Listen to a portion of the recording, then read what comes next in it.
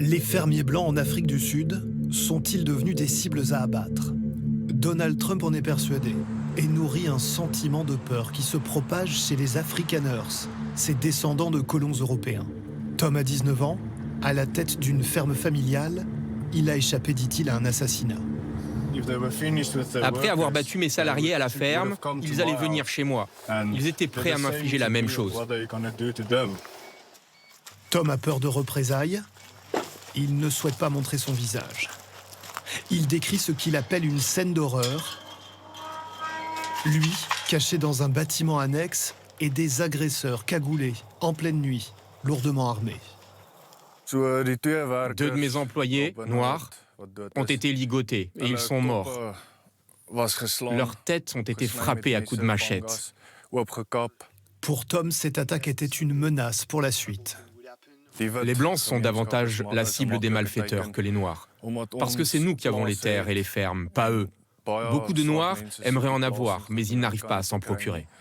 En Afrique du Sud, l'immense majorité des fermes sont détenues par les Blancs, l'héritage de la colonisation et de l'apartheid. Ce matin, la police se déplace dans une ferme, du sang sur les barbelés, tout est consigné. À côté, une bête a été dépecée.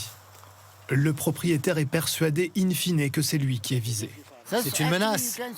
Ils veulent que l'on quitte cette ferme. Ça va s'arrêter où? Dans une guerre? À la fin, il va bien falloir qu'on se défende et que l'on protège nos terres. Beaucoup de fermiers font appel à des entreprises privées. Elles patrouillent jour et nuit. Les salariés sont tous noirs pour assurer la sécurité des Blancs. Mais pour Aldo, ça ne suffit plus. Il est afrikaner, travaille dans une réserve naturelle. Il dit ne plus se sentir en sécurité. Ça y est, on arrive au bar local.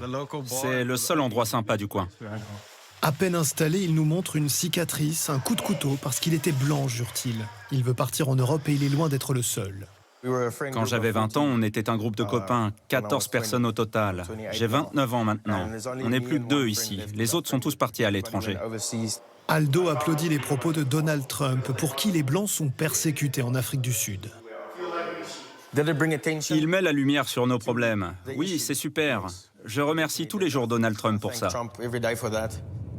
Le président américain et son entourage ont, à plusieurs reprises, mis en avant des lieux présentés comme des cimetières, dans lesquels chaque croix est censée représenter la mort d'un fermier blanc. Ici, plus de 2000 croix plantées. Celles posées devant comportent bien les noms des victimes présumées, mais derrière, la plupart sont fictives. Elles sont là pour créer un effet de masse visible depuis l'autoroute. Pour comprendre aussi que c'est un endroit symbolique et très politique, eh bien, la communauté a installé cette statue avec un homme qui a une arme et qui défend ses proches. Nous avons rendez-vous avec 2 membres de la communauté des Afrikaners. Ils se recueillent quelques instants, puis nous livrent des chiffres sur les attaques répertoriées dans les fermes d'Afrique du Sud. Les statistiques sur les 6 premiers mois de l'année, c'est 83 attaques et 11 assassinats. Mais quand on demande qui sont les victimes, Bon, il faut quand même admettre que parmi les morts, il y a beaucoup de Noirs qui travaillent pour les fermiers blancs.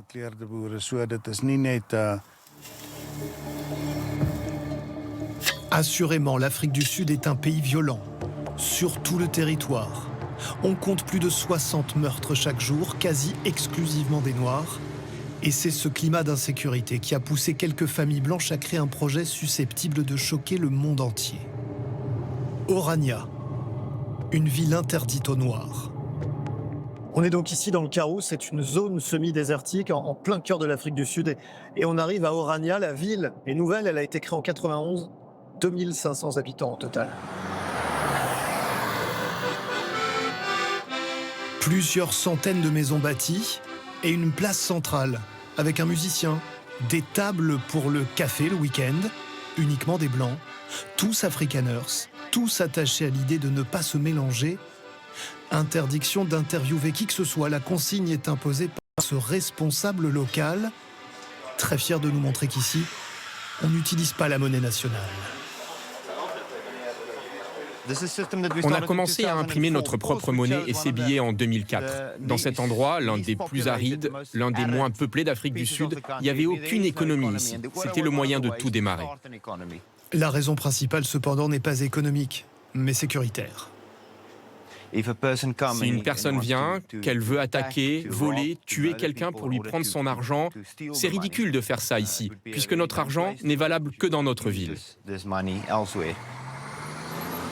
Just présente Orania comme une ville autosuffisante. C'est une sorte de mini-fédération. Il y a un centre de sécurité, géré par les habitants eux-mêmes, plusieurs écoles, réservés aux enfants blancs. Ils sont plusieurs centaines et habitent tous ici.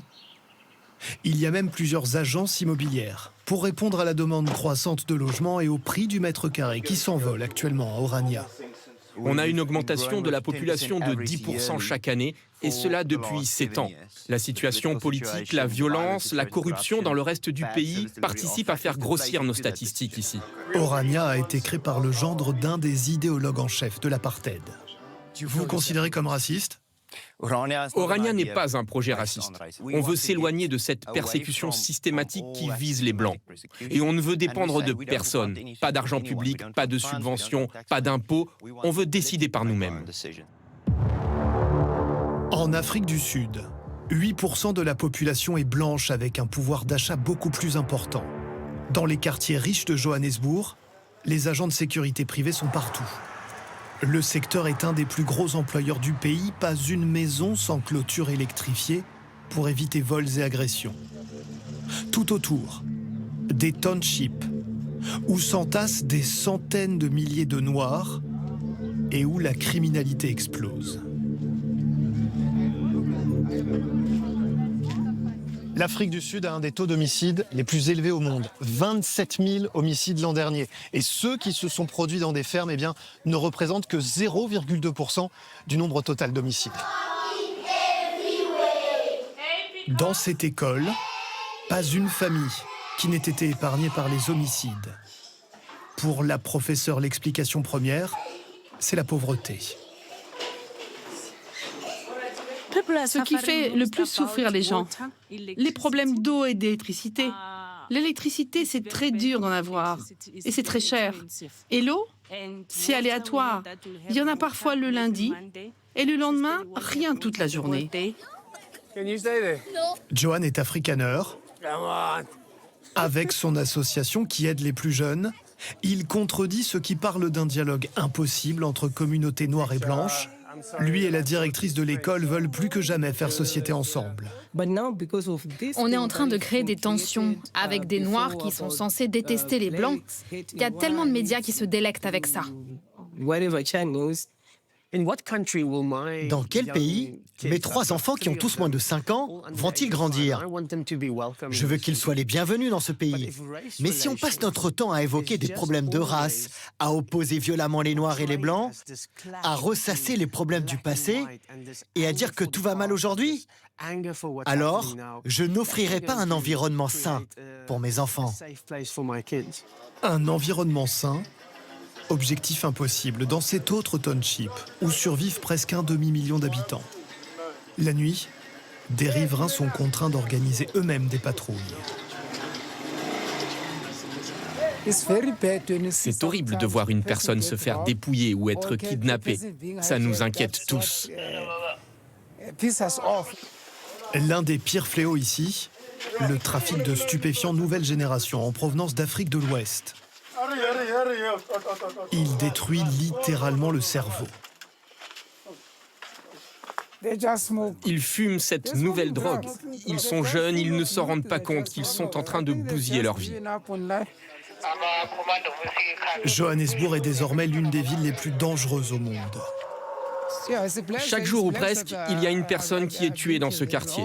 Dans les banlieues chics, à l'opposé, il y a des agents de sécurité partout. Les habitants là-bas paient des dizaines d'entreprises privées pour les protéger. Ils ont l'argent pour. Et qui les protège? Les Noirs. Dans le township d'Alexandra, le plus pauvre du pays, le seul bâtiment moderne et rutilant, ce sont les pompes funèbres. Dans ce quartier, où a vécu le symbole de la lutte contre l'apartheid, Nelson Mandela.